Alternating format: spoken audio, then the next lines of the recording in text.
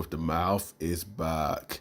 What's good? It's a boy dude reviews, and today we have got the 11th installment in the X-Men film series, Deadpool 2, a film directed by David Leitch from a screenplay by Rhett Reese, Paul Warwick, and Ryan Reynolds, who stars in the title role alongside Josh Brolin, Morena Baccarin, Julian Dennison, Zazie Beetz, T.J. Miller, Brianna Hildebrand, and Jack Kesey. And in the film, wisecracking mercenary Merc with a mouth, Deadpool meets Russell, an angry teenage New Zealand mutant kid who lives at an orphanage. When Russell becomes the target of Cable, a genetically enhanced soldier from the future, Deadpool realizes he will need some help saving the body from a superior enemy. He soon joins forces with Bedlam, Shatterstar, Domino, and other powerful mutants to protect young Russell from Cable and his advanced weaponry and call themselves the X-Force. And this movie was released by 20th Century Fox on May 18th, 2018, and it became the 9th highest grossing film of 2018, as well as the highest grossing R-rated film of all time, and the highest grossing X-Men film of all time. Yeah, to this day, this is actually the highest grossing X-Men film of all time.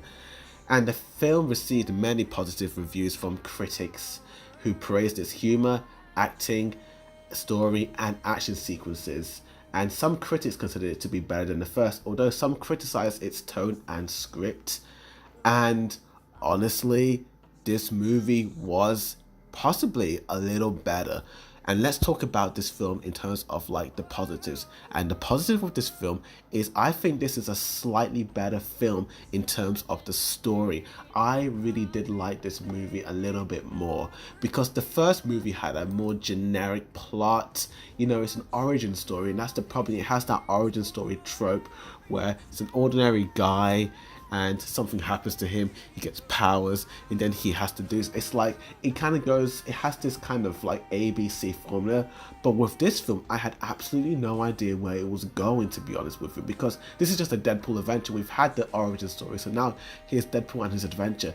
And this film, I have to admit, the script and the screenplay is so much better. I absolutely love the story of this film. I love the whole idea with this Cable guy wanted to come back in time to kill this kid who apparently, you know, killed people that he loved, and Deadpool has to protect him. And Deadpool, like the whole thing with Deadpool is that he really wants to die in this film because, okay, spoiler alert, Monarch Barakan's character dies, and yeah, she dies in like the first 5 minutes of the film, which kind of surprised me. But it's the whole motivation for the entire film, and Deadpool just wants to die so he can go back to her. And no matter what happens, he just can't get back. And it looks like his girlfriend's saying that in order for him to come back, he needs to have done something amazing, and in order to like prove himself. And it kind of reminded me a little bit of Hercules in a way, because Hercules was so determined to go back to, I mean, when I talk about Hercules, I mean Disney's Hercules.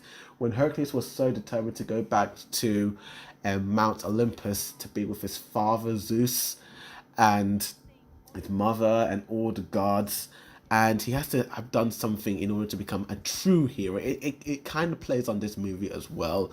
And I do like the Russell character as well. I thought the kid who played him did a fantastic job. Julian Dennison did a really great job, and I love Ryan Reynolds and Russell's chemistry. They were like kind of, I wouldn't even say father son, it was more older brother, younger brother in a way. And it was really nice seeing that. I also loved the other new additions like Cable, Josh Brolin. I think personally, I do love this guy. I really do like him. But I think I like Josh Brolin's performance as Cable a little bit more as Thanos. Even though Thanos was a really great guy. It's just, I don't know, Cable just had, he had that oomph to him that Thanos didn't. Maybe because he was a real human and not a CGI dude. Who knows? I have no idea.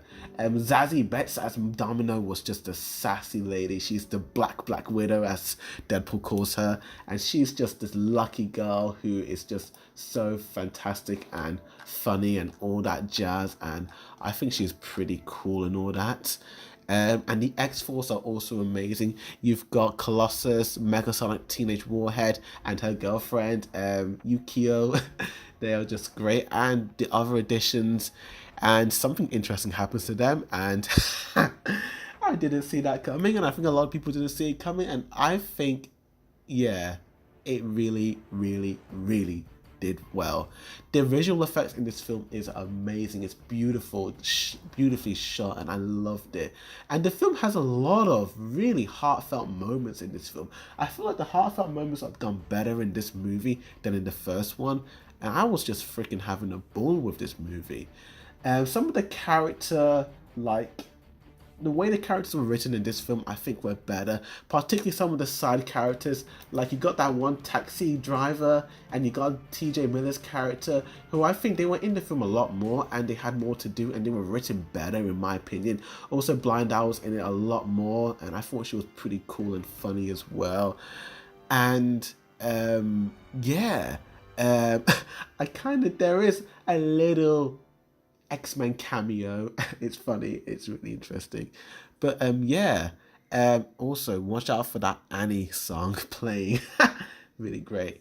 And this is where and the soundtrack is really great, and it is interesting. Here we come to my mixed aspect with this film. And the thing I have mixed feelings with this film is that towards the end, I kind of felt like it just kind of went on and on and on, but it was funny. But I felt like, oh, come on, come on, let's just get on with it. To be honest with you, but I feel like it was funny and people get a laugh out of it. And my negatives, with the film, I have to admit, maybe the violence does get a little bit gory at times. I think it gets a little too gory, and that's probably just me, to be honest with you. I didn't really have any problems with this film. I thought this film was better. Like, the villain of the movie was far better than the first one. Far better, considerably better. And I liked the urgency this film had over the first one, to be honest with you. But the problem I did have with it is that despite some of the CGI looking great, it did look a little cartoony at times, and that's the problem with the first Deadpool, is that when we get to some like the big action sequences, it can get a little cartoony, a little fake looking. It's a lot of green screens, like some of the car crashing, it's obviously CGI, and it does look really distracting, especially when you watch it on Blu-ray. It looks really jarring, to be honest with you. But apart from that, I have to admit, I really enjoyed Deadpool 2. Yeah, it does get a little bit slow at parts, but I have to admit, this film, I wouldn't mind rewatching. It was funny. It was actually a really funny movie.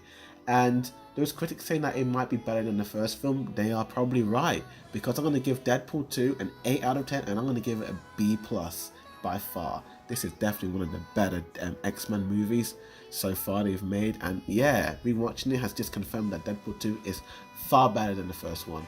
Go watch it and buy it on Blu-ray right now. It's a blast to watch. Yeah, thank you for watching this review. Please like and share this video and comment down below and tell me what's your favourite Deadpool flick or movie in general. That's it. Thank you for watching. As always, a boy review signing out.